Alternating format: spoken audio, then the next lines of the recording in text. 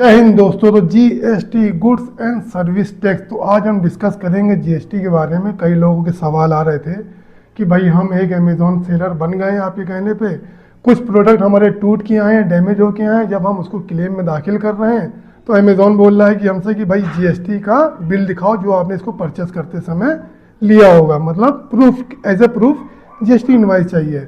फिर दूसरा सवाल आया कि भाई जितना हम खरीदारी में जीएसटी पे करके आ रहे हैं, बेचने में भी हमें जीएसटी देना पड़ रहा है, तो हमें फ़ायदा कहाँ मिल रहा है, इससे तो नुकसान हो रहा है। तो जीएसटी से रिलेटेड सारे सवालों का जवाब आपको मिलने वाले हैं। पूरा वीडियो देख लेना, थोड़ा लंबा हो जाएगा क्योंकि डिटेल वाइज हम बताएंगे आपको विद प्रूफ।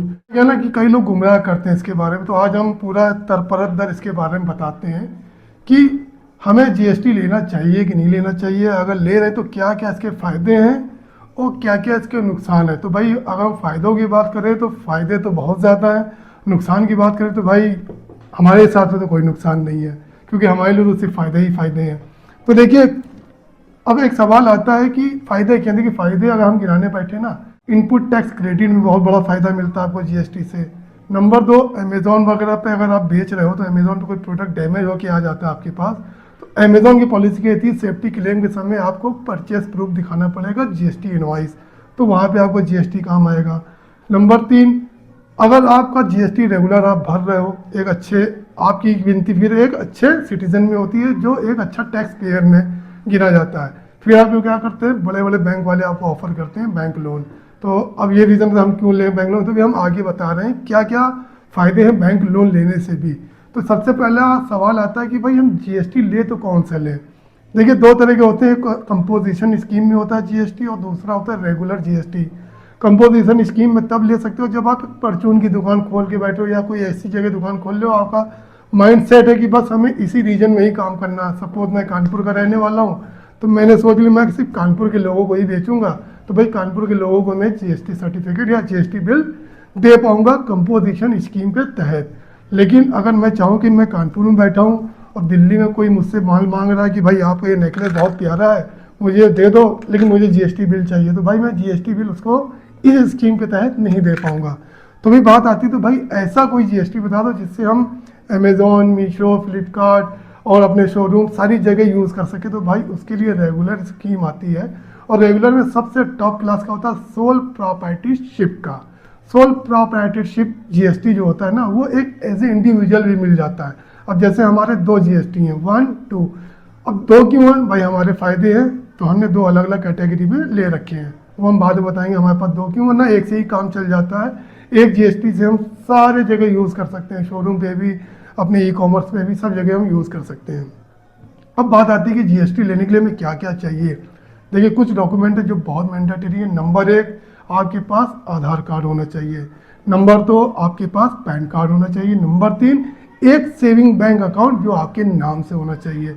और इन तीनों में नाम, एड्रेस सेम होना चाहिए। सबसे बड़ी बात, आजकल सबसे ज़्यादा दिक्कत इसी में आ रही है।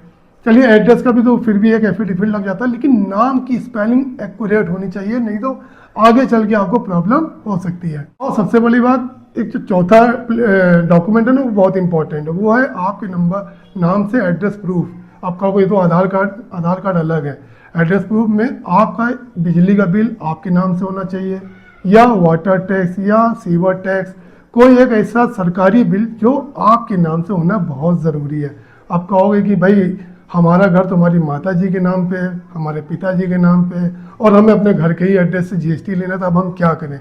तो भाई इस केस में क्या है, 2 तरीके हैं, या तो आपकी माता जी या आपके पिताजी जिसके भी नाम से घर है, वो आपके नाम पे एक रेंट एग्रीमेंट बना देंगे 11 महीने का, रजिस्टर्ड रेंट एग्रीमेंट, जो कि 100-150 रुपये में बन जाता है।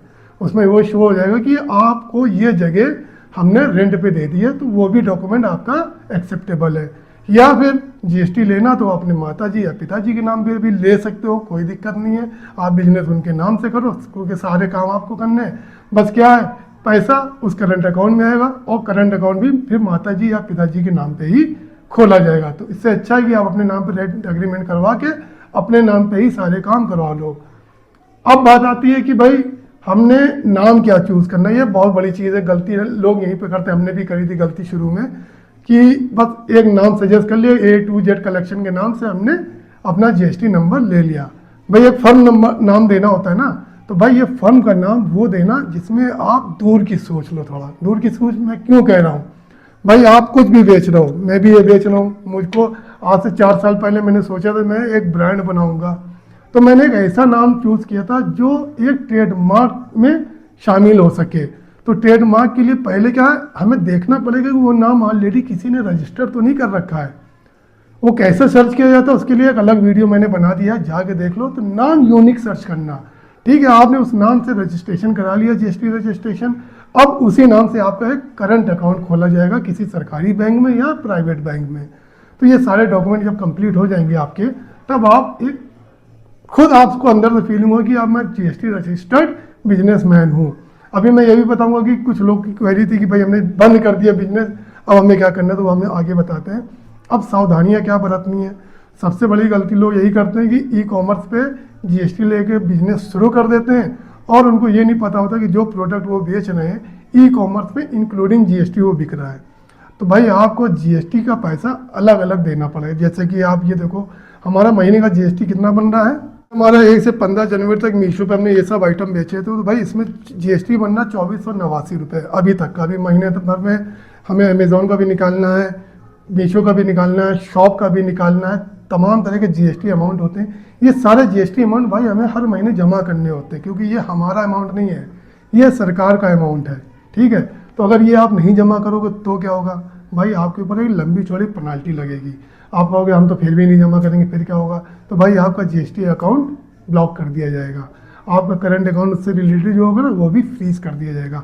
तो इन सब झमेलों में ना पड़ना, जीएसटी टाइम टू टाइम जमा करते रहना। उससे फ़ायदा क्या होगा पता है, आपका एक ट्रांजैक्शन एक अच्छा सा बनता रहेगा, बहुत खूबसूरत ट्रांजैक्शन बन जाएगा। उससे क्या होगा कि आप आने वाले समय में जब आप किसी बैंक में लोन के लिए अप्लाई करोगे ना, तो वो आपका रिटर्न मांगते हैं कि आप कितना रिटर्न देते हो, मतलब आप कितना गवर्नमेंट को टैक्स भरते हो। जब आपका ये प्रोफाइल जाएगा ना वहाँ पे, तो बैंक वाले तुरंत कहेंगे ठीक है कितना लाख चाहिए बताओ, 2 लाख 3 लाख 4 लाख 5 लाख 10 लाख। आज की डेट में अगर हम 50 लाख या 1 करोड़ भी लोन लेने जाए ना, तो 2 मिनट के अंदर हमारे सारे डॉक्यूमेंट रेडी रहते हैं, 2 मिनट के अंदर हमारा अकाउंट मतलब लोन अप्रूव हो जाएगा। तो खैर ऊपर वाले दया से अभी तक हमें लोन की ज़रूरत नहीं पड़ी है, लेकिन आने वाले समय में जब हम एक बड़ा गेम खेलने की सोच रहे हैं ना, उसमें हमें लोन लेना पड़ेगा। और लोन लेके बिजनेस करना कोई गलत बात नहीं है, जब आपका बिजनेस अच्छा चल रहा हो। तो भाई जब अच्छा चल रहा हो तभी बिजनेस लोन लेना, शुरुआत करने के लिए कभी लोन ना लेना, वरना फंस जाओगे भाई। मतलब होता है, हम बताएंगे क्यों फंस जाओगे। अब बात आती है ठीक है सर आपने बता दिया कि जीएसटी वगैरह बनना, हम जीएसटी बिल कैसे बनाए। देखो ई कॉमर्स पे तो आपको बिल बनाने की ज़रूरत नहीं है, ई कॉमर्स पे ऑटोमेटिक जनरेट होके आ जाते हैं बिल। आपको सिर्फ उसका अमाउंट देखना है जीएसटी का, और वो अमाउंट अलग करते जाना और हर महीने फाइल करते जाना है, ठीक है। आपको बिल बनाने की झंझट नहीं है। और सबसे बड़ा फ़ायदा क्या है कि भाई हम अमेज़ोन पे बेच रहे हैं, अमेज़ोन पे हमारा ये प्रोडक्ट जो है टूट के आ गया, और ये हमने 100 रुपये का ख़रीदा था और 300 रुपये का हमने बेचा इसको, और अब हमारा जब डैमेज हो के आ गया तो हमें भाई अपनी भरपाई करनी, क्लेम लेना। लेकिन अमेज़ॉन पे मांग रहा है परचेस इनवाइस, तो क्या हमें सारा सामान जीएसटी पे ही लेना पड़ेगा। तो भाई ऐसे अगर हम बात करें अपनी, तो भाई हमारा लगभग 50% जो माल आता है वो जीएसटी बिल पे आता है, और लगभग आधा माल हमें कैश में लेना पड़ता है, कि छोटा मोटा अमाउंट हम कैश में ही मंगाना मजबूरी है हमारा, तो लेना चाहिए हमें वही भी जीएसटी पे, लेकिन चलो चल जाता है वो भी। लेकिन जब हम बेचते हैं, ठीक है कैश में हम ले तो रहे हैं, परचेस तो कैश में कर रहे हैं, लेकिन जब हम बेच रहे हैं तो भाई हमें जीएसटी बिल पे ही बेचना पड़ेगा, वो हमारी मजबूरी है। अब बात आती है कि हम जीएसटी पे ले रहे हैं और जीएसटी बेच रहे हैं, तो उससे फ़ायदा क्या। अब एक छोटा सा फ़ायदा हम बता दें, ये हमने 100 रुपये का खरीदा, विद जीएसटी हमें 103 रुपये का पड़ेगा, क्योंकि आर्टिफिशियल ज्वेलरी पे जीएसटी 3% है। अब हम इसको 300 का बेच रहे हैं, तो 300 का जब बेच रहे हैं तो जीएसटी कितना जाएगा इसमें, 3% के साथ 9 रुपये। तो खरीदते समय 3 रुपये हम ऑलरेडी भर चुके हैं और बेचा हमने 300 का है, तो 100 रुपये का जीएसटी हम गवर्नमेंट को ऑलरेडी दे चुके हैं, मतलब 3 रुपये। अब हमें जो जीएसटी फाइल करना होगा ना, सिर्फ 200 रुपये पे करना होगा, मतलब कि 6 रुपये, 6 9 माइनस 3, अब हमें सिर्फ 6 रुपये भरना होगा, कि 3 रुपये ऑलरेडी हम भर चुके। इसको कहते हैं आईटीसी, इनपुट टैक्स क्रेडिट। जितने भी जीएसटी का बिल आप बनवाते हो खरीदारी के समय, बेचते समय उतना जीएसटी आपका एडजस्ट कर दिया जाता है। तो फायदे का ही फायदा है हर जगह, तो कहीं से नुकसान नहीं है भाई, तो ये दिमाग से निकाल दो। और क्लेम लेते समय आप वो जीएसटी बिल दिखा भी सकते हो, क्योंकि क्लेम कितने 2% 3% डैमेज आता है, तो अगर आप आधा बिल भी जीएसटी भी ले रहे हो ना सामान, तो उतना बिल आपका क्लेम लेने के लिए सफिशियंट है भाई। आई थिंक आप बात को समझ रहे होंगे मैं कहना क्या चाह रहा हूँ। फिर भी कुछ कन्फ्यूज़न हो कमेंट करके पूछ लेना।